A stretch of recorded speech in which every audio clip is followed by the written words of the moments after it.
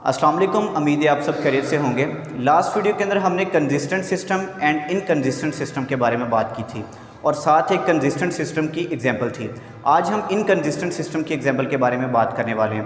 अब ये सिस्टम होता किस तरह का है। अगर आपके पास कोई एक मैट्रिक्स है, लाइक इससे हम मैट्रिक्स बना लेते हैं, उसके बाद आपको इसकी समझ आ जाएगी।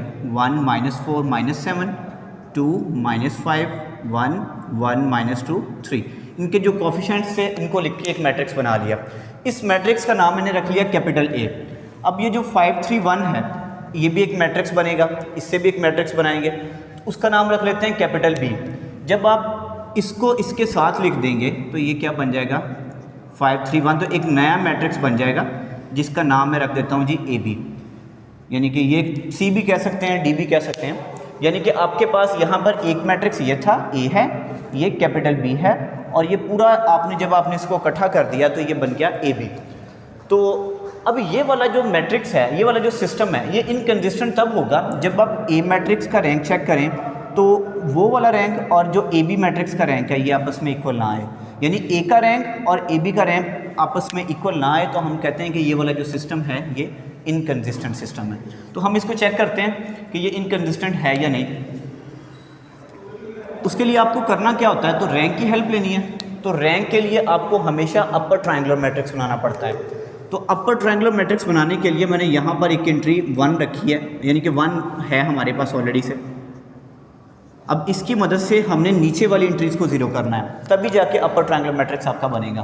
तो 1 के नीचे 2 आ रहा है, कैसे 0 होगा, रो 2 की एंट्री है, प्लस -2 रो 1। रो 1 को -2 से मल्टीप्लाई करेंगे, इसके साथ प्लस कर देंगे, तो -2 + 2 0, -2 को -4 से किया 8 8 -5 हो गया 3, फिर -2 को -7 से किया 14 14 + 1 15, -2 को 5 से मल्टीप्लाई किया -10 -10 + 3 -7। उसके बाद इस एंट्री को 0 बनाना है, फिर इस एंट्री को 0 बनाना है। पहले इसको बनाते हैं। 1 में से कितना माइनस करेंगे कि 0 बनेगा, आप हमें पता है कि 1 ही माइनस करना पड़ेगा और वो 1 यहाँ पड़ा है, यानी कि आपको रो 3 माइनस रो 1 ऑपरेशन लगाना पड़ेगा।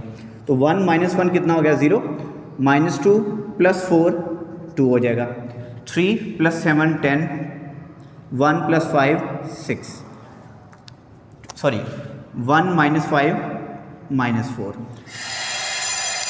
सेकंड रो में से देखें तो यहाँ पे 3 15 आ रहा है, हम इसको 3 के साथ डिवाइड करेंगे। क्यों डिवाइड करना चाह रहे हैं, असल में ना हमने यहाँ पर इस एंट्री को 0 बनाना है। ये 0 इजीली तब बन पाएगा जब यहाँ पर 1 आ जाए।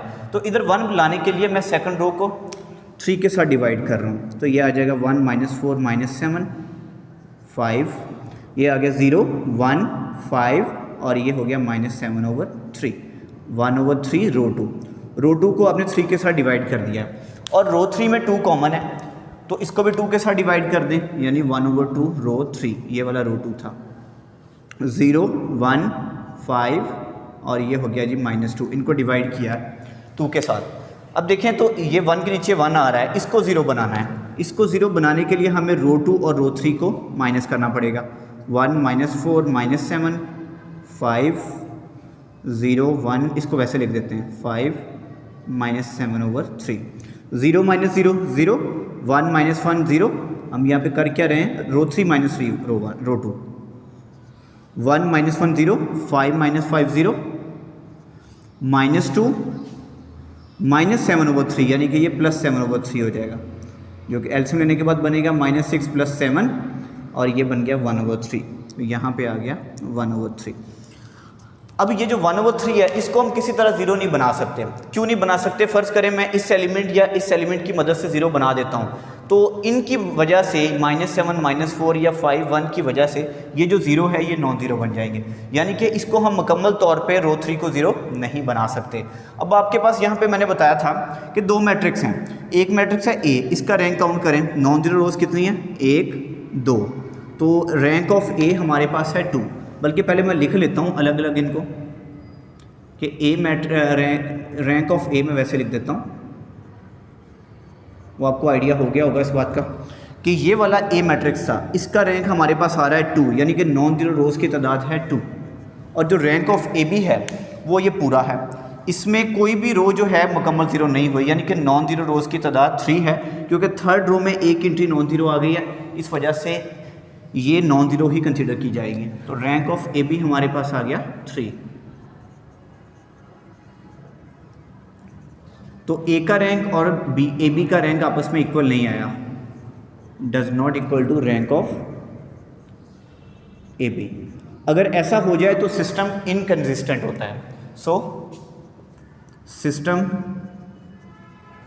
Is inconsistent. अगर इनकंसिस्टेंट सिस्टम आ जाए तो उस सिस्टम का सोल्यूशन एग्जिस्ट नहीं करता। सोल्यूशन सिर्फ तब एग्जिस्ट करता है जब वो कंसिस्टेंट आ जाए, और वो तब होता है जब रैंक ऑफ ए और रैंक ऑफ ए बी आपस में इक्वल आए। और उसके आगे कंसिस्टेंट सिस्टम की दो प्रॉपर्टीज़ भी हैं, वो हम पिछली वीडियो में डिस्कस कर चुके हैं। तो सिस्टम इनकंसिस्टेंट है, इस वजह से so system have no solution, इसका कोई सॉल्यूशन नहीं होगा। अगर कंसिस्टेंट होता तो लाजमी सॉल्यूशन होना था। कंसिस्टेंट पे दो तरह के सॉल्यूशन आते हैं, एक यूनिक सॉल्यूशन और एक infinitely many solution. Unique solution तब होता है जब रैंक ऑफ ए और रैंक ऑफ ए बी आपस में इक्वल हों और नंबर ऑफ अननोन भी आपस में इक्वल आ जाएं। और इन्फिनिटली मैनी सॉल्यूशन तब होते हैं जब रैंक ऑफ ए और रैंक ऑफ ए बी आपस में इक्वल हों लेकिन नंबर ऑफ अननोन के इक्वल ना हो। नंबर ऑफ अननोन यहाँ पर है, जैसे एक्स वाई जी 3 वैल्यूज़ हैं जो कि अननोन हैं, तो ये नंबर ऑफ अननोन होते हैं, यानी कि 3 इसका है। तो ये सिस्टम इनकंसिस्टेंट है, इसका सोल्यूशन एग्जिस्ट नहीं करता। इंशाल्लाह नेक्स्ट वीडियो के अंदर हम डिस्कस करेंगे कंसिस्टेंट सिस्टम की जो सेकंड वाली कैटेगरी है, जिसमें आता है इन्फिनिटली मैनी सॉल्यूशन। तो उसके हवाले से एक एग्जांपल इंशाल्लाह लास्ट में डिस्कस करेंगे। खुदा हाफिज़।